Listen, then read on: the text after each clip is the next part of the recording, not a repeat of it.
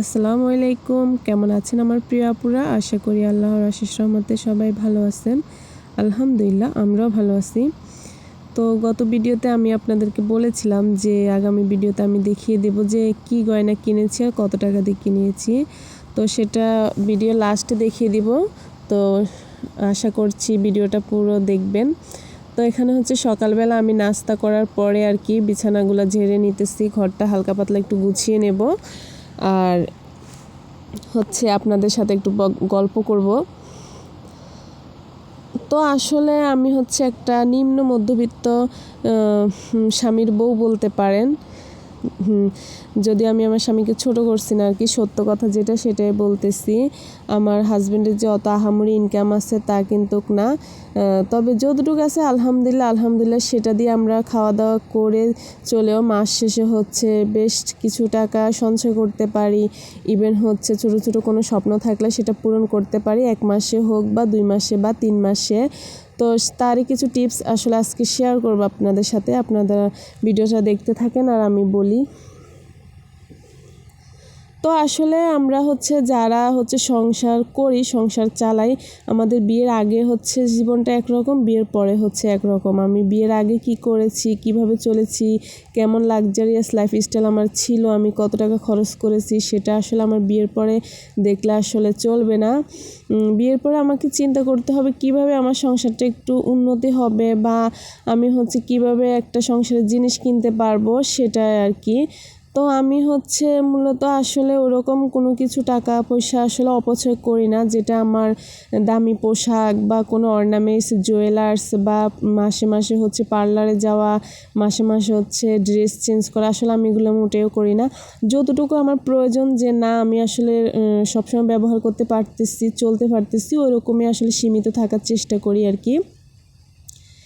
আর সেক্ষেত্রে হচ্ছে আর বাজারের কথা যেটা বলি, বাজারও তো যেটা লাগে আর কি, মুদি বাজার সেটা তো করি, কিন্তু যে মাছ মাংসের যে বাজারটা সেটা থেকে আর কি একটু কিপটামি করি। যেটা আসলে আমাদের ঘরে মাছ অতটা খাওয়া যায় না, আপনাদের ভাইয়া হচ্ছে মাছ পছন্দ করে না, তারপরেও মাঝে মাঝে নিয়ে আসে, বা আমি খাই বা মেয়ে খায় সেজন্যে। তো সেখান থেকেও হচ্ছে আমাদের আসলে টাকা বাঁচে। আর আমরা হচ্ছে বাইরে আসলে অতটা আমাদের ঘোরাফেরা হয় না, মাঝে মধ্যে আর কি শখ করে যাই ওইটায়। তো সেটা থেকেও আসলে আমাদের টাকা বাঁচে। আর আমি হচ্ছে একটা টার্গেট নিয়ে থাকি যে আসলে আমি এই মাসে কি করব আর সামনের মাসে কি করব। যেমন গত 2 মাস আগে কিন্তু আমি একটা ডিনার সেট কিনেছিলাম 5,000 টাকা দিয়া। এরপরে আমার টার্গেট ছিল যে আমি আগামী 2 মাস বা 3 মাস একটু সেভিং করে চলে হচ্ছে আমার মেয়ের জন্য একজোড়া দুল কিনে রাখবো, যেহেতু মেয়েটা বড় হচ্ছে আর জিনিসেরও দিন দিন যে দাম বাড়তেছে। তো আলহামদুলিল্লাহ সেই স্বপ্নটাও আমার পূরণ হয়েছে। তবে হচ্ছে এখন চেষ্টায় আছি যে আগামী আরও 2 মাস 3 মাস পরে কি কেনা যায়। অবশ্যই আপনাদের সাথে তো শেয়ার করবই, আপনারা আমার সঙ্গে হচ্ছে থাকবেন আর আমার চ্যানেলটা সাবস্ক্রাইব করবেন অবশ্যই। তো যেহেতু আমার মেয়ের হচ্ছে জন্মদিন আর আমার অ্যানিভার্সিটি প্রায় একদিন আগাপিছা, তো আপনাদের ভাইয়া হচ্ছে প্রতিটা অ্যানিভার্সিটিতে হচ্ছে আমাকে কিছু না কিছু একটা গিফট দেয়, সেটা আর কি ঘরের হোক বা যাই হোক। কিন্তু আমি বিশেষ করে ঘরের জিনিসে নেই, যেহেতু আমার এটা প্রয়োজন, আমি কাপড় চোপড় বা এটা নিয়ে কি করব, সেজন্য আমি ওনাকে আগে থেকেই বুঝাই যে এবারে তুমি আমাকে এটা দিবা, ওটা দিবা, এটা আমার ঘরেরও কাজে লাগবে আর হচ্ছে আমার গিফট হিসেবে আমি মেনে নেব। তো যেহেতু একসাথে আমার মেয়েকে আর আমাকে গিফট করা সম্ভব না, সেজন্য আগ থেকে আর কি পটিয়ে এই যে মেয়ের জন্য দুলটা নিয়েছি, যে এটা ওর জন্মদিনে গিফট হবে। আর বাকি যে সময়টা আছে ওটাতে তুমি টাকা ম্যানেজ করে হচ্ছে আমার যে গিফটটা সেটা দেবে।